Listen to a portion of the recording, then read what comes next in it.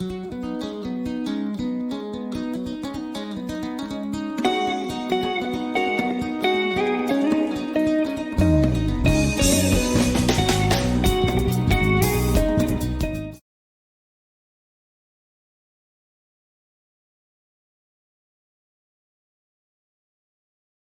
so let us continue with this topic, the communist revolution in Russia.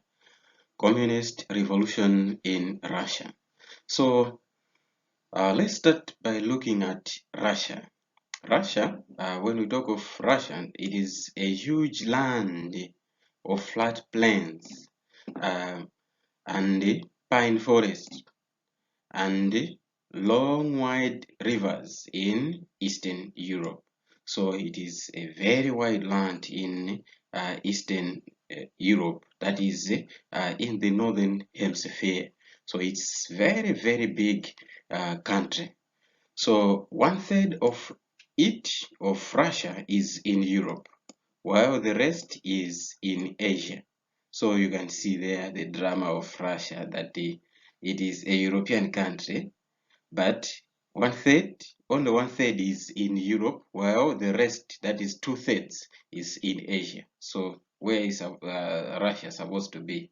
It's supposed to be in Asia, because the bigger part is in Asia. But no, the greatest population is in Europe than that of Asia. So that's why mainly we say Russia is in Europe, because most of the population is in the side of Europe. So its population was almost 130 million. 130 million by this year, 1900. So by 1900, Russia had 130 million people. So you can see it's really a big country. Look at the population itself, 130 million by 1900. As of today, we don't know. We don't know. It should be maybe 150, 160. So it's really a big country. So politically, it was an autocracy. So Russia was an autocracy. That is one person having the absolute power, ruling without consulting anyone, but just having the total power. That is autocracy. So it was ruled by the monarchy, the monarch called the Romanov dynasty, the Romanov dynasty. So its leaders were entitled the Tsar. So its leaders, they had that title, Tsar, or Emperor. So Tsar means emperor, and the wife was called the Tsarina, or the Empress. So the last Tsar to rule Russia was Nicholas II. So he ruled Russia from 1894 to 1917. 1894 to 1917. So the characteristic of the Tsar's rule was that he was ruling without tolerating any opposition, and the Tsars were treated like gods. They were taken like the gods, that is, they were worshipped. Whatever they said was the rule of law. It was supposed to be followed. So they did not tolerate any opposition.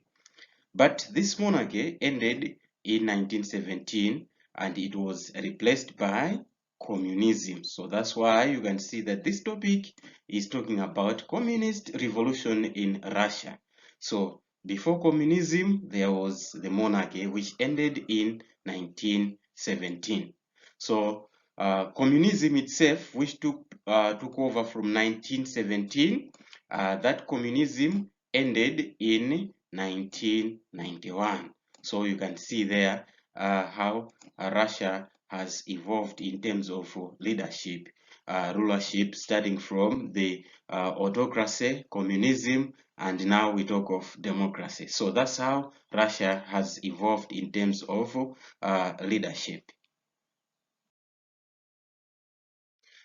Now, Russia again followed what was called the class system. So a class system is the way a society categorizes people according to their social status, ethnicity, or religion. So grouping people according to how they are, their social status, how are they poor or rich, ethnicity, are they, which tribe do they come from, or religion, what religion are they? So that is the class system. So in Russia, people were categorized into about 4 categories or classes. So number 1, there was the aristocrats, the bourgeoisie, and again the proletariats and the serfs.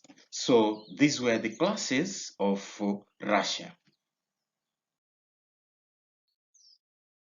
Let's look at the aristocrats, or these classes, one by one. So the aristocrats, this was a class of rich landowners. They were rich landowners, or it was also the class of rulers of Russian community. So the rulers, they also belonged to the aristocrats, and they had little regard for the poor. So they had very little regard for the poor. And the second class was the bourgeoisie, the capitalist. So these ones, they were the industrialists. So they were the professional business people.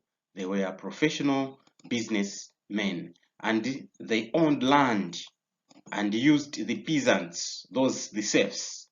So they were using the serfs to till the land. So the bourgeoisie, they were really professional business people, and they were using mainly the peasants or the serfs to till the land. So they were business people. The third group was the proletariats.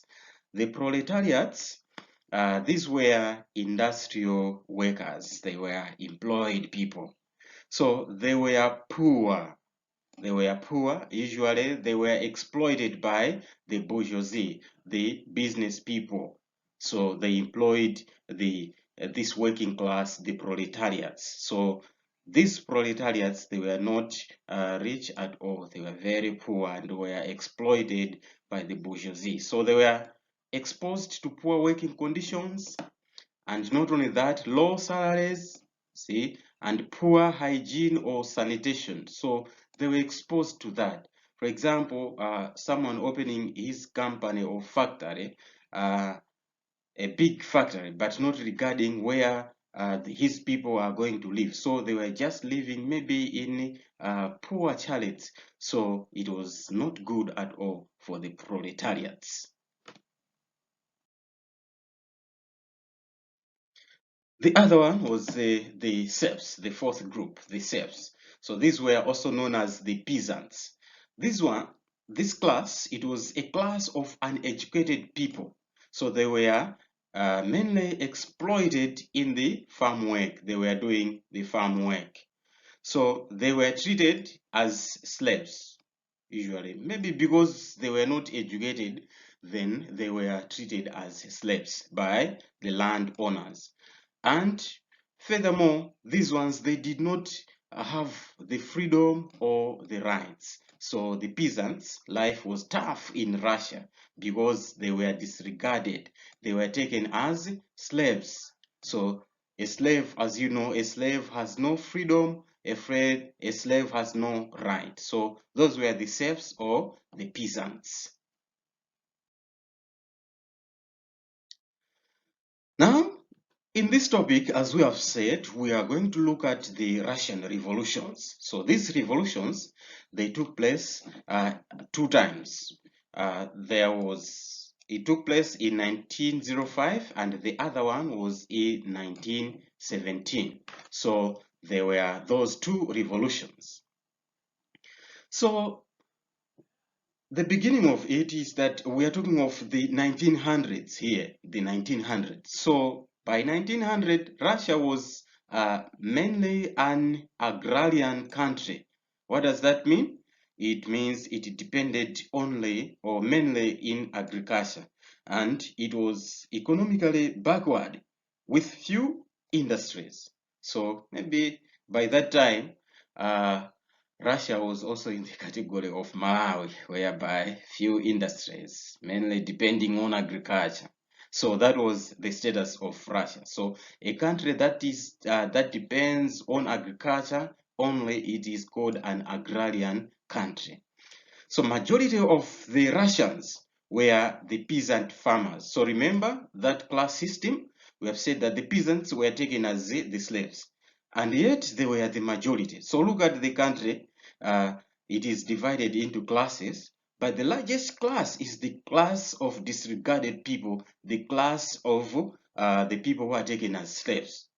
So these peasants, who were the majority, they were living in dire poverty and diseases, but they were many.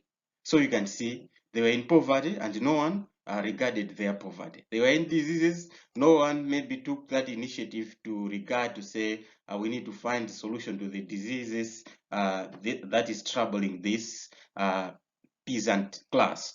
Nothing like that, because they had no rights, no freedoms. They were just left to die with diseases of or poverty. So it was not good at all. Then Tsar Nicholas II. Sir Nicholas II. We have talked of this Sir Nicholas II. He was a weak leader. He was very weak, this Sir Nicholas Sir Nicholas II. So he did not consider the political or economic problems that were there in Russia. And further to that, he had ministers. These ministers, they were giving him wrong advice. They gave him wrong advice. Instead of maybe telling him the truth, they were telling the lies, the lies. So as a result, we have said that he was not regarding anything then. To that, he was really taken as weak because he did not consider the situation politically or economic problems that was facing Russia, that was facing the majority.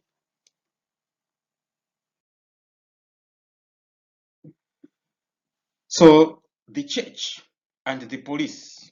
So the church and the police, they assisted the Tsar to rule despite the problems. So you can see there, we're talking of in the 1900s, Russia is attacked by different problems.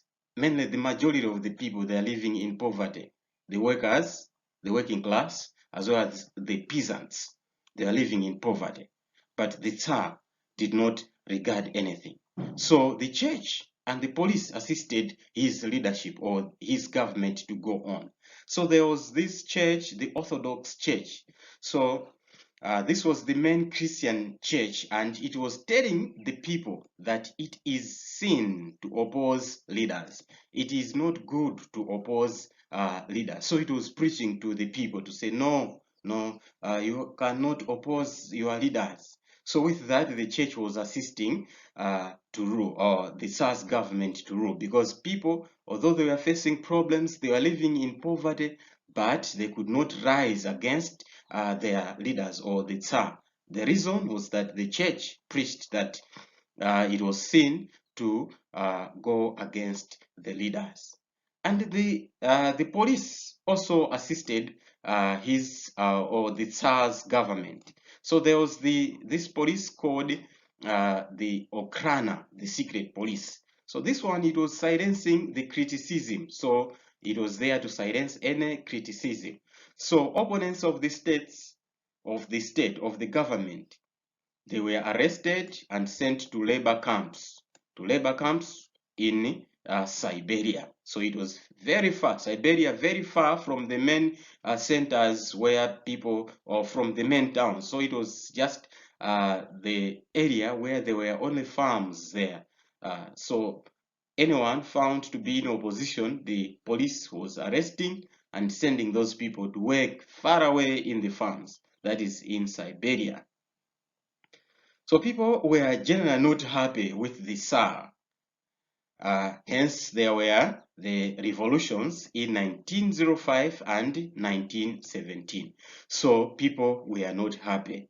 Although the church was preaching to say it's not good to rise against your leaders, although some people were who were voicing out their criticisms against the Tsar were sent to Siberia, but still more, many people, the majority, were not happy. So there were revolutions in 1905 and 1917. So a revolution is a process. It is a process when people completely change their system of government or social system, usually by force. So they use force to change or completely change the system of government or the social system. So that is what we call revolution. Now, we have said that there were two revolutions, the 1905 revolution and the 1917 revolution. So let's quickly start by looking at the 1905 revolution. So this one, it took place on Sunday, and this Sunday was 22nd January 1905. So that's when it took place. So it was led by Father Gapon. So Father Gapon led this one and a group of workers, So you can see there the group of workers because they were not happy. So they marched to the Tsar's winter palace. They went to the Winter Palace. So the Winter Palace, when you say the Winter Palace, it is just as we say Sanjika Palace or the Kamuzu Palace, where the Tsar was living or where our president lives. So they went there to present their grievances, to present the petition on the working condition and the living condition. So the workers, led by Father Gapon, they went there peacefully. They were marching peacefully to go there and present their petitions. So they marched on that day, Sunday, 22nd January 1905.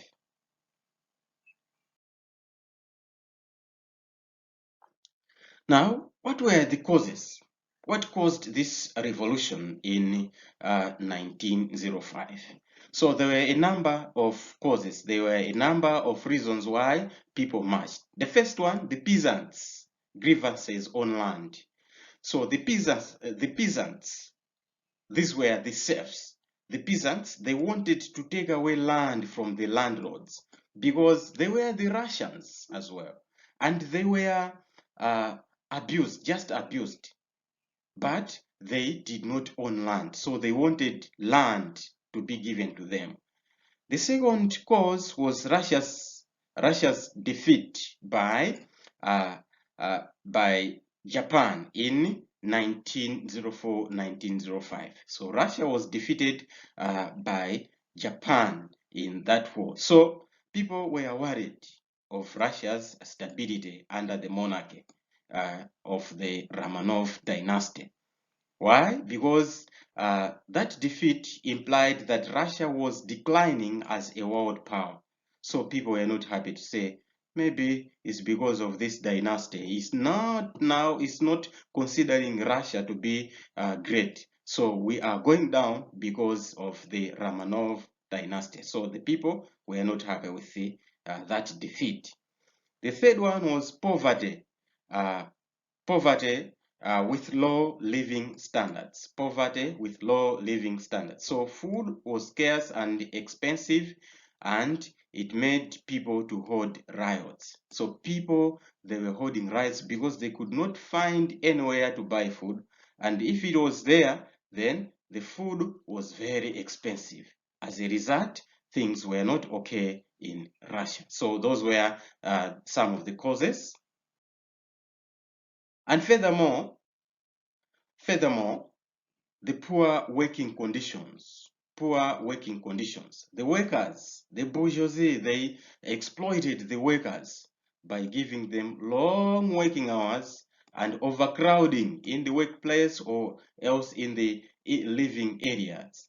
And unhygienic houses. They were given just poor housing and low wages at the end. So these conditions were not good to the workers. As a result, they staged the revolution.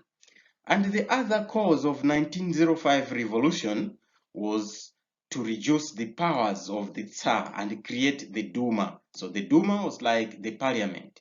So the people, they wanted their voice to be heard. So they wanted to create a mouthpiece for the judiciary, education, and press. They wanted freedom of press, at least education. People must go to school, must be educated. And again, the law must favor everyone. The law must favor everyone, not only the ruling class. So people wanted to create a Duma or a parliament so that they have, or their voices are held by the leaders. So these were the causes. Now, having looked at the causes, but still more, we are looking at what happened there. So let's look at what happened on this 22nd January 1905. It was on 22nd January 1905. Now, on this day, it was called the Bloody Sunday Saga. The Bloody Sunday Saga. So on this day, Father Gapon, as we have already pointed out, he was the priest, the Orthodox priest. As we have said, there was only the only main Christian church was the Orthodox Church, Christian Church.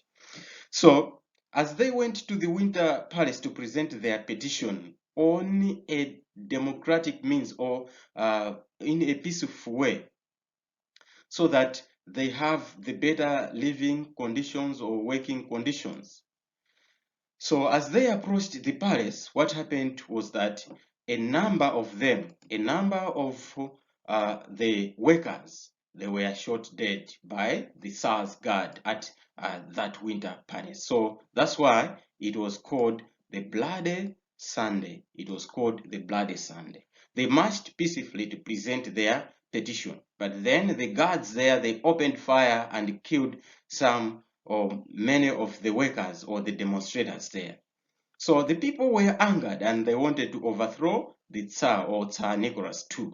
So from that day, that is 22nd January 1905, then what happened from that day, it led to the wave of risings in the rural areas.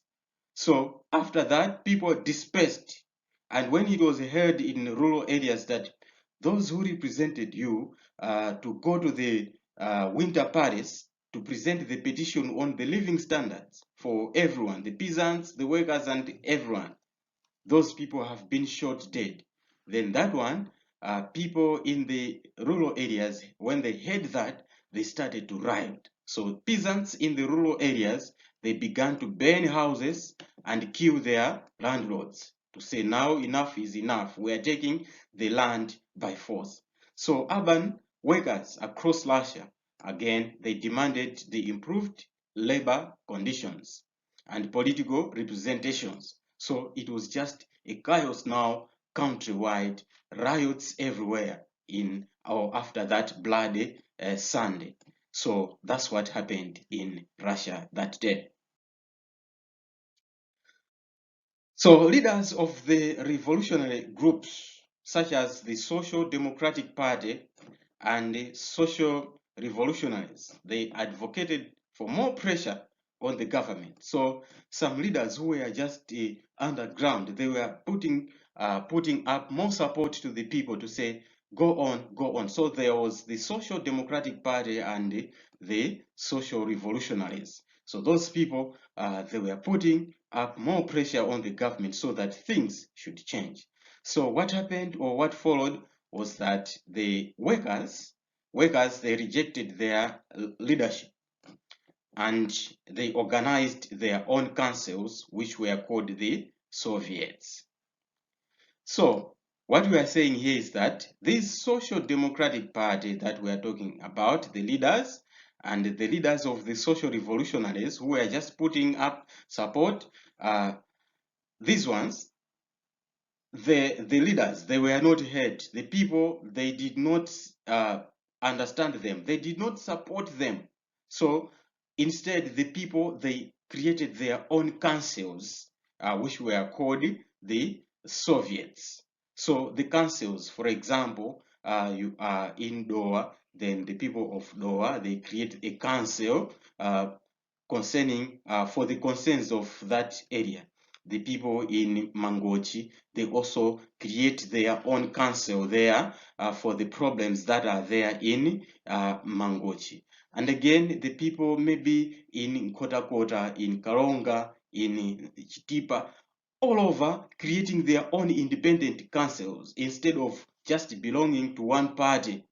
So that's what happened. So these councils that were created, they were known as the Soviets. So you have to take note of this Soviet or the word Soviet because we are going to talk much of these Soviets.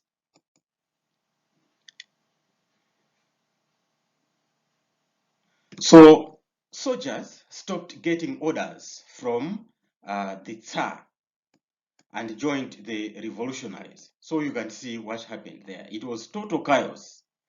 Then the Tsar issued the October Manifesto, having looked at that to say things were out of control in that year 1905. Then by 30 October in that year 1905, the Tsar issued a manifesto. So it was called the October Manifesto. So this one granted the Russians freedom of press, the thing which they wanted, the right to form political parties. So the October Manifesto is like the Tsar now listened to some of the concerns of the people. And he said, no, you can create the political parties and you have the freedom of expression. You can say whatever you want. You will not be sent to Siberia, the labor camps, for criticizing what is wrong. So he also promised to create the parliament. Remember, the parliament in Russia was called the Duma, in which all adults would have right to vote. So he also gave the right to vote there. But the Duma itself did not have substantial powers and only approved the laws that favored the Tsar. Yeah, so we are saying the Duma did not have that substantial power and only approved the wishes that or the laws that favored the Tsar. So that was the Duma. It was a weak Duma that was created.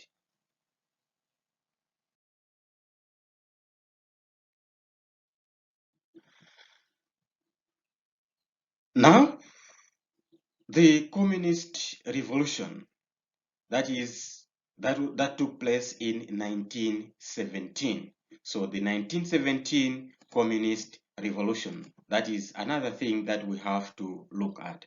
But maybe before we proceed with that, having looked at what happened in 1905, it meant that things somehow changed with the October Manifesto.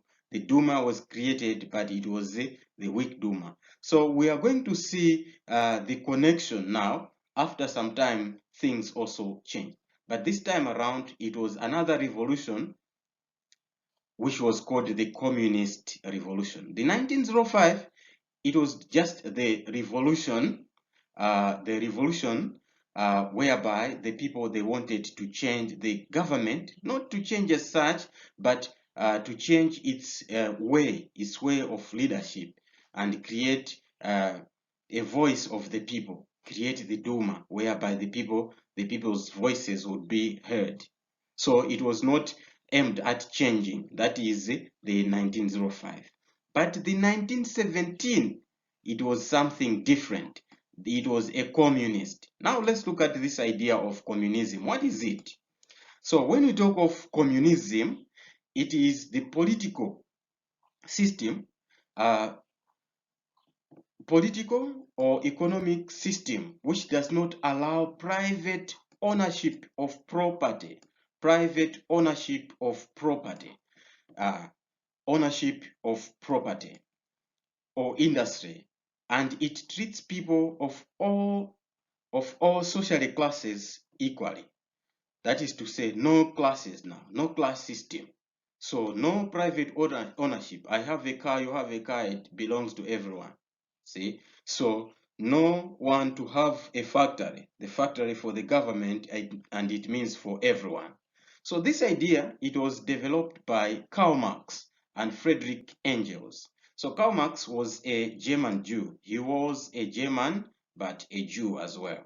So he lived in Paris, London, and Brussels. So he lived in France, Britain, as well as Belgium. So he lived in 3 countries in his life.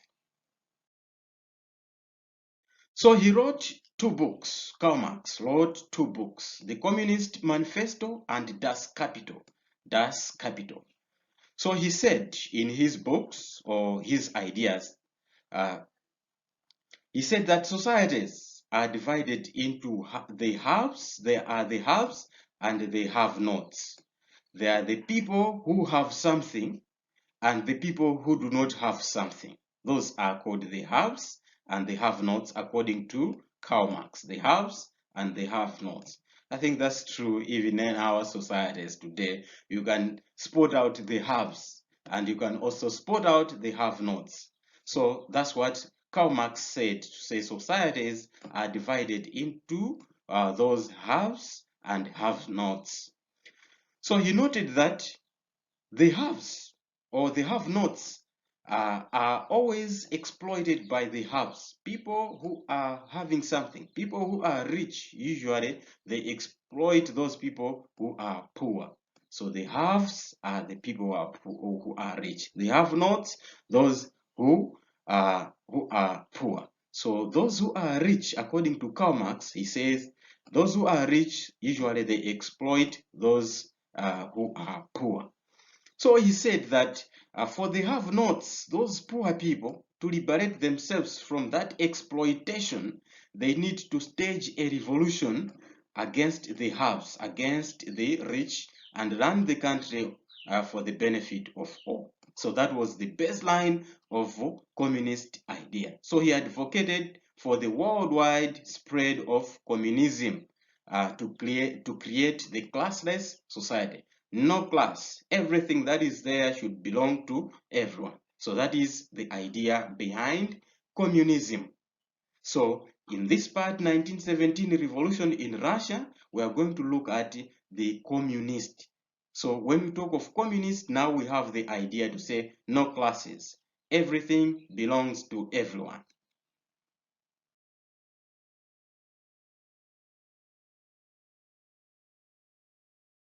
Simutaya nthawi yanu kufunafuna maphunziro muzakhala wotumidwa moyo wanu wonse.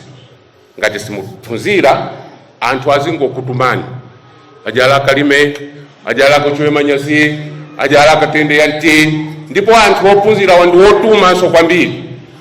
Ndiye ngati simuphunzira, skulu akuyikirani apa mukhala otumidwa.